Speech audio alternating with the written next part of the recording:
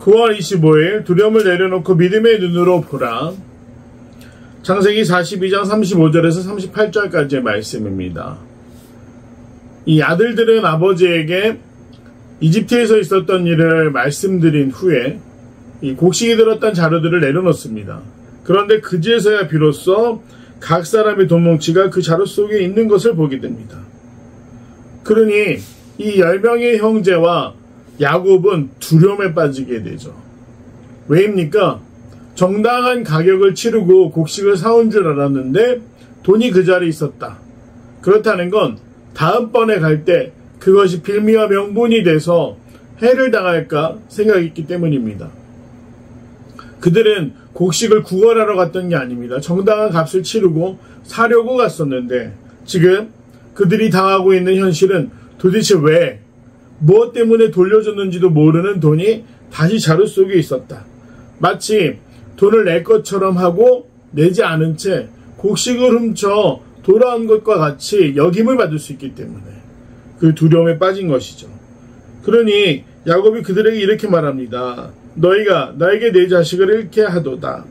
요셉도 없어졌고 시므온도 없어졌거늘 베냐민을 또 빼앗아 가고자 하니 이는 다 나를 해롭게 함이로다. 맞습니다. 야곱 입장에서는 13년 전 요셉을 잃었었던 일이 계속해서 상처가 됩니다. 부모가 자식을 먼저 보낸다라는 건 쉽지 않은 일이죠. 죽는 경우에도 그렇지만 특별히 실종이나 납치, 또 자녀를 잃게 되는 경우는 어떻습니까?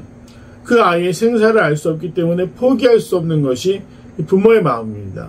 마치 하나님이 자녀된 우리들을 기다리시는 것과도 같죠.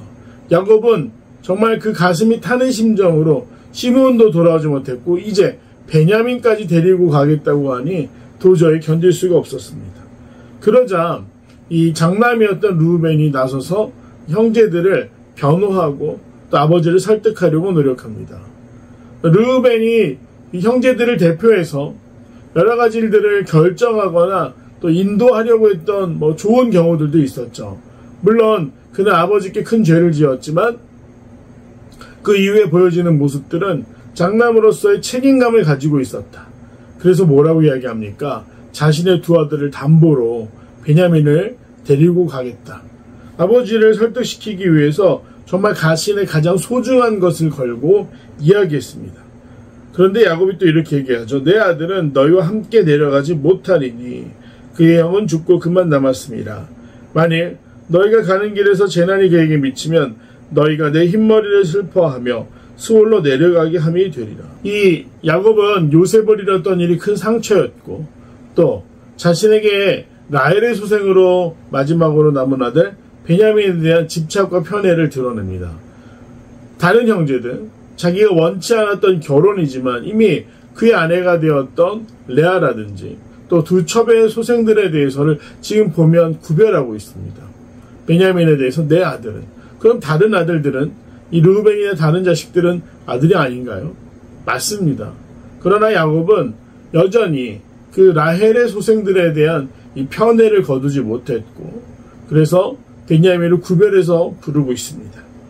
그리고 자신이 이 베냐민마저 잃게 된다면 정말 지옥에 내려가는 고통을 겪게 되는 것이다 라고 하며 르우벤의 거절을 단칼에 거절합니다. 오늘 이 모습을 보면 또 한 번 이 가정의 신뢰가 깨어졌다는 것을 알 수 있죠. 그리고 아버지나 자식들이나 고통 가운데 살아가고 있습니다. 그래서 그 형제들이 하나님 앞에 범죄한 것, 아버지 앞에 범죄한 것이 얼마나 고통스러웠던 일인지를 다시 한번 생각할 수 있습니다.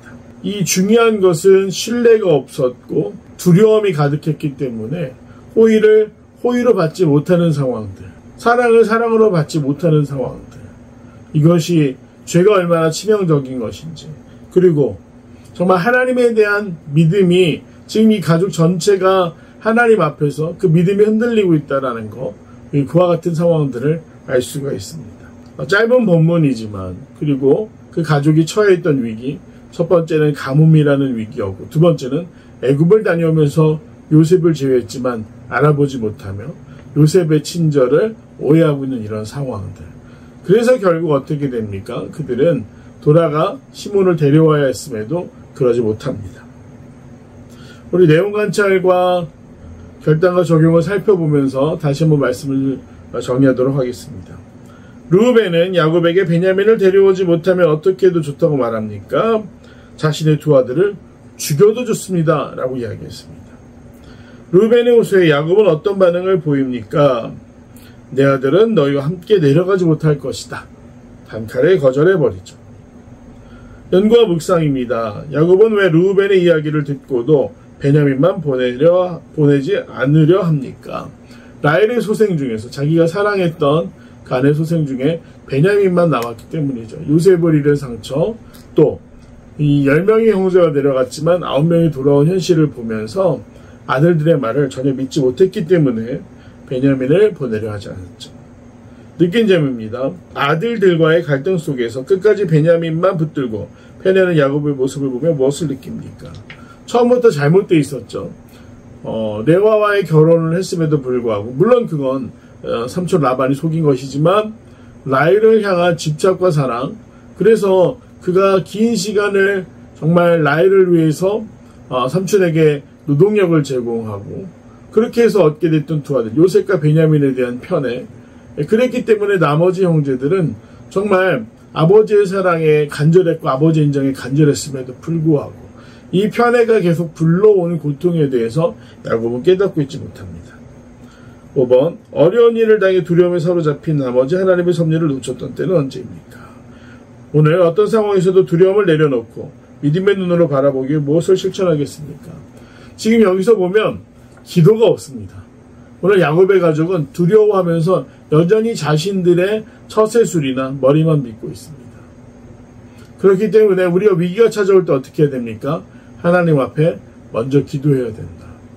그 문제를 가지고 가장 확실하게 그 문제를 해결해 주실 수 있는 하나님 앞으로 나아가야 된다. 그래서 오늘 제목이 믿음의 눈으로 보라라고 이야기를 합니다. 그냥 우리 인간적인 시선과 판단과 생각으로는 다 끝난 것 같고 어려움이 너무나 큰 것처럼 보이지만 믿음의 눈은 다른 길을 보여줍니다. 하나님의 역사를 기대하게 합니다. 소망하기는 오늘 그 하나님의 섭리와 인도하심을 기대하면서 믿음의 눈으로 하나님이 하실 일들을 바라보고 기대할 수 있는 귀한 성도들이 되기를 간절히 소망합니다.